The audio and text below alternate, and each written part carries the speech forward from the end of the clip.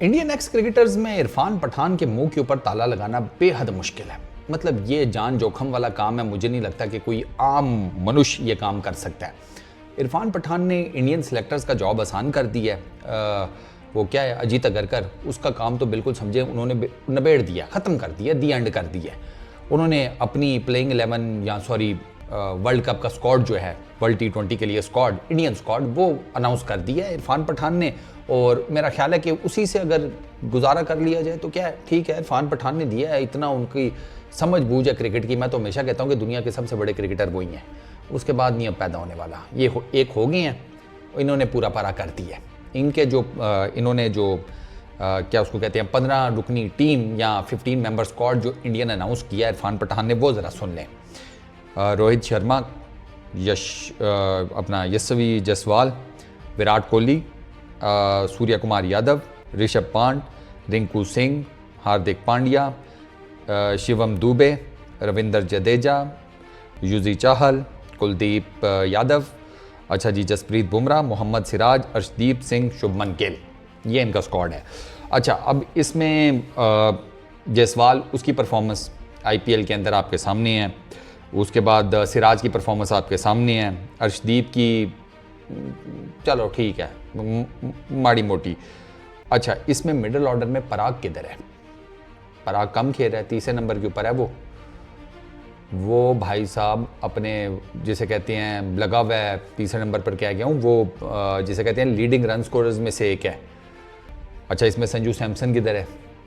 वो जो बैटिंग कर रहा है वो किसी खाते में नहीं जाएगी। सवाल है मेरा कि आपने इतने मेजर किस्म के जो बैटर्स हैं उनको आपने मिडिल ऑर्डर में मिस कर दिया। दुबे जी, इसमें कोई शक नहीं है, दुबे जी भी बड़ा ज़बरदस्त परफॉर्म कर रहे हैं। पराग के रन ज़्यादा हैं दुबे जी से, सैमसन के भी मेरा ख्याल है दुबे जी से ज़्यादा रन हैं, तो वो आपने मिडिल ऑर्डर में डाले नहीं है। अच्छा, फिर जहाँ तक बात रह गई, इसमें तिलक वर्मा का भी है, उसके रोल को भी मत भूलें मिडिल ऑर्डर में।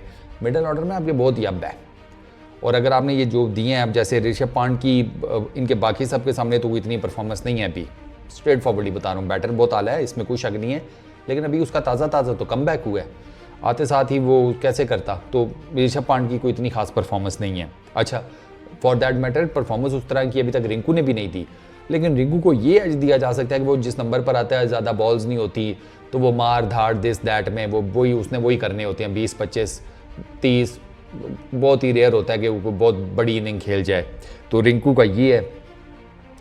हार्दिक पांड्या, आपको पता होना चाहिए कि हार्दिक पांड्या के ऊपर जो सबसे बड़ा क्वेश्चन मार्क है वो ये है कि हार्दिक पांड्या को रेगुलर बॉलिंग करनी है। वो IPL तो पूरा और लेने दें, ये देखें कि वो कितनी रेगुलर बॉलिंग करते हैं। उनकी बैटिंग में यूटिलाइजेशन इतनी ज़्यादा इंडिया को फील नहीं होनी जितनी बॉलिंग में होनी है। उनकी बॉलिंग का बहुत बड़ा रोल है हार्दिक पांड्या की, जिनको आपने डाला हुआ है, उनकी बॉलिंग का बहुत बड़ा मसला है। तो मुझे ये जो टीम है, जो 15 स्क्वाड इन्होंने अनाउंस कर दिया है, वही तो नहीं समझ में आ रही। सिराज, उसकी परफॉर्मेंस आपके सामने है, उसके मुकाबले में तो मेरा ख्याल है आप यादव जी को ले जाओ, वो ज़्यादा बेहतर है। आपने यादव जी 150-60 वाले, हाँ उनको ले जाओ भाई, पेस तो है कम अज़ कम, और जिस किस्म की वो फंसी हुई विकटें, यू नेवर नो, पेस से बॉल है, फंस के यादव जी आपको 2-3 विकटें निकाल कर दे दें, क्योंकि जितना मर्जी पेस हो, फंसी हुई विकेट के ऊपर आपको आइडिया नहीं होता ना। बॉल तो आती है 150 किलोमीटर की स्पीड से, पिच पे पड़ी, अब कितनी पेस उसमें से लेस हो जाती है, कितना बॉल फंस कर आता है, वो नहीं आइडिया होता। तो यादव जी का चांस है, उसके मुकाबले में सिराज का उतना चांस नहीं है। सिराज की परफॉर्मेंस IPL में आपके सामने है। बाकी तो स्पिनर आपने जो युजी और कुलदीप को डाला है, ठीक है, लेकिन इसमें रवि बिश्नोई को आप साइड पे ना करें। रवि बिश्नोई भी अच्छी बॉलिंग कर रहा है, बिल्कुल ऐसा नहीं है कि फांटा ही लग रहा है उसको हर मैच में, बॉलिंग तो वो भी बड़ी डिसेंट कर रहा है। अच्छा, गिल की भी अभी तक उस लेवल की कोई ख़ास परफॉर्मेंस नहीं आई, और प्लस आप गिल को एडजस्ट किधर करोगे? ऊपर आपने जायसवाल को डाल दिया, अब आप गिल को किधर एडजस्ट करोगे? तो ये भी एक रोल है। तो ये जो 15 मेंबर्स का स्क्वाड है ना, इसमें काफ़ी ज़्यादा लूप होल्स हैं। ये बुनियादी तौर पर आपने ना वो एक्सपीरियंस की बेस के ऊपर डाल दिया सारा कुछ।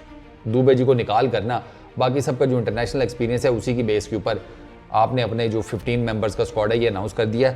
मुझे नहीं लगता कि ये स्क्वाड होगा, मतलब काफ़ी ज़्यादा चेहरे तो होंगे, लेकिन इसमें कई चेहरे ऐसे भी हैं कि जो मुझे नहीं लगता कि वो वर्ल्ड T20 में टीम इंडिया में जगह बना पाएंगे। उनकी IPL में कोई परफॉर्मेंस ही नहीं है। वो वेस्ट इंडीज़ ये तो फिर आप देख लें ना कि थोड़ी सी ज़रा इंटरनेशनल लेवल के हिसाब से थोड़ी सी कम इंटेंस की लीग है, क्योंकि इंटरनेशनल होती है वो। मैं हमेशा कहता हूँ कि वहाँ पे 11 के 11 जो हैं वो बेस्ट ऑफ द बेस्ट होते हैं। IPL के अंदर आपको 11 के 11 बेस्ट ऑफ द बेस्ट तो नहीं मिलते। तो ये चीज़ें जो हैं ये मैटर करती हैं, और ये आई रियली डोंट नो कि ये किस लेवल, किस हिसाब किताब में इन्होंने इस चीज़ को मिस कर दी है। अच्छा, मैं बात करूँ, अगर मैं पेसर्स की बात करूँ, आप एक और पेसर है पटेल, हर्षल पटेल, उसको कैसे भूल सकते हैं? 13 विकेटें हैं उसकी सर, आपने उसको साइडलाइन करा दिया है। वही ना, ये टोटल इंटरनेशनल एक्सपीरियंस की बेस के ऊपर इरफान पठान ने अपनी ये 15 मेंबर्स का स्क्वाड बनाया है। मुझे नहीं लगता कि राहुल द्रविड़, रोहित शर्मा और प्लस अजीत अगरकर ये सिर्फ इंटरनेशनल एक्सपीरियंस की बेस के ऊपर ही डिसाइड करेंगे 15 मेंबर्स का स्क्वाड। IPL की परफॉर्मेंसेस ज़रूर देखी जाएंगी, डेफिनेटली देखी जाएंगी और देखी भी जानी चाहिए। तो ये 15 मज़ा नहीं आया, साफ सी बात है, मज़ा नहीं आया। अगर आप लोग इस प्लेइंग 15 मेंबर्स का स्क्वाड है, मैं तो इससे कोई खास सेटिस्फाई नहीं हूँ। आप लोग इसके बारे में क्या कहते हो वो नीचे यार कमेंट सेक्शन में ज़रूर बताना, तो हम भी दो हाथ कर लेते हैं, फिर क्या बनता है। बाकी इस वीडियो में इतना ही, अपना बहुत ख्याल रखना, नेक्स्ट वीडियो में मुलाकात होगी। Peace out.